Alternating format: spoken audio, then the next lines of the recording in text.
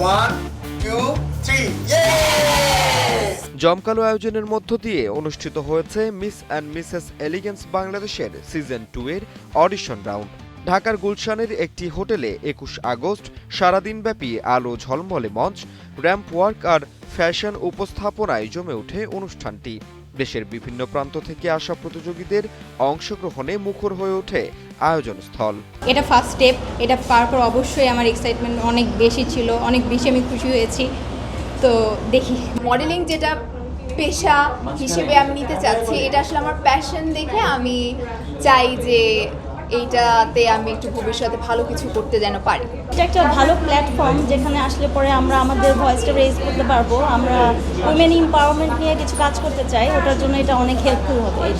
শতাধিক প্রতিযোগীর মধ্য থেকে প্রাথমিক বাছাইয়ে মিস ও মিসেস ২ ক্যাটাগরিতে প্রায় ৫০ জনকে নির্বাচিত করা হয়। আয়োজকদের মতে সেরা নির্বাচিত প্রতিযোগীকে দেশের গণ্ডি পেরিয়ে মিস আর্থ ২০২৬-এ অংশ নিতে ফিলিপাইনে পাঠানো হবে। আমাদের ফাইনালের ডেট হচ্ছে আগামী অক্টোবরের ১৬ তারিখে। অক্টোবরের ১৬ তারিখে কেন অক্টোবরের ১৬ তারিখে? আমাদের অক্টোবরের ২৬ তারিখে যেহেতু miss and miss elegance Bangladesh এখন মিস আর্থের ন্যাশনাল ডিরেক্টর, সো ২৬ তারিখে আমাদেরকে মিস আর্থের জন্য মেয়েদেরকে ফিলিপিন্স যেতেই হবে। সো দ্যাটস ওয়াই হচ্ছে অক্টোবরের ১৬ তারিখে আমাদের ফিনালে হচ্ছে।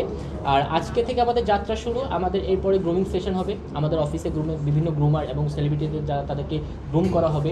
সো আফটার দ্যাট আমরা ফিনালে করবো একটা প্রমিনেন্ট প্লেসে। হোপফুলি আমরা আমাদের পেজে সেটা আপডেট জানিয়ে দেবো যে কোন লোকেশনে হচ্ছে অ্যান্ড ডিটেলস অ্যান্ড আদার্স। এটা করার উদ্দেশ্য হচ্ছে, যেহেতু আমি প্যাজেন্ট কুইন, আগেও বলেছি এখনও বলছি, প্যাজেন্ট নিয়ে যেহেতু আমার স্বপ্ন, বাংলাদেশের মেয়েরা সেই স্বপ্নটা আমার মতো অনেকে দেখে, তো তাদের উদ্দেশ্যেই এটা আমার রান করা। যেহেতু মিস সবাই যায়, মিসেস আসলে সবাই কাজ পায় না, তো মিসেস বোধ নিয়ে আমার কাজের একটা ইচ্ছা, সে থেকেই হচ্ছে ইচ্ছাটা, আর সে থেকেই স্বপ্ন শুরু। বাছাই পর্বে শুধু সৌন্দর্যই নয়, প্রতিযোগীদের আত্মবিশ্বাস, ব্যক্তিত্ব, প্রতিভা ও উপস্থাপনা দক্ষতাকেও দেওয়া হয় বিশেষ গুরুত্ব। অনুষ্ঠানে বিচারক হিসেবে উপস্থিত ছিলেন অভিনেতা জয় চৌধুরী, নৃত্যশিল্পী ইভান শাহরিয়ার সোহাগ, অভিনেত্রী মেহবুবা মাহনুর চাঁদনী, মিস অ্যান্ড মিসেস এলিগেন্স বাংলাদেশের প্রতিষ্ঠাতা ও প্রধান নির্বাহী কর্মকর্তা ইকবাল হোসেন এবং সহ প্রতিষ্ঠাতা ও ম্যানেজিং ডিরেক্টর মলি আক্তার।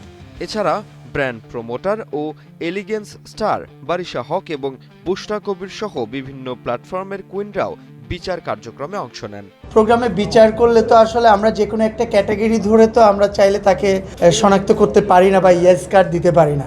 আমরা তাদের বিভিন্ন ধরনের কারিকুলাম দেখি, এক্সট্রা কোনো যদি সে মানে ক্রাইটেরিয়ার ভিতরে থাকে বা এক্সট্রা যদি কোনো পারফরমেন্স তার জানা থাকে সেটাও দেখি।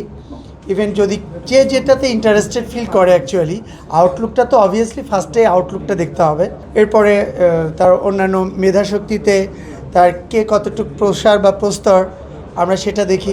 তো সব কিছু মিলিয়ে আসলে সবাই মিলে একটা সিদ্ধান্ত নেওয়া হয় যে আসলে সেকেন্ড রাউন্ড পর্যন্ত এই ক্যান্ডিডেট বা এই পার্টিসিপেটকে আমাদের নেওয়া উচিত কিনা। আমি হাতটাকে এভাবে রাখবো, সেটা না রেখে যদি আমি এভাবে রাখি, এটা তো নাচ হবে না। এখন আমি একজন নৃত্যশিল্পী হতে পেরেছি কিনা আমি জানি না, আমি এখনও ট্রাই করে যাচ্ছি আসলে প্রতিষ্ঠিত নৃত্যশিল্পী হওয়ার। আমি এখনও নগণ্য একজন শিল্পী হতে পারিনি নাচের বা অভিনয়ের, যেখানেই বলেন না কেন। আমি এখনও কিন্তু সাধনা করে যাচ্ছি, তো সাধনার উপরে কিচ্ছু নাই, কোনো কিছুই নাই।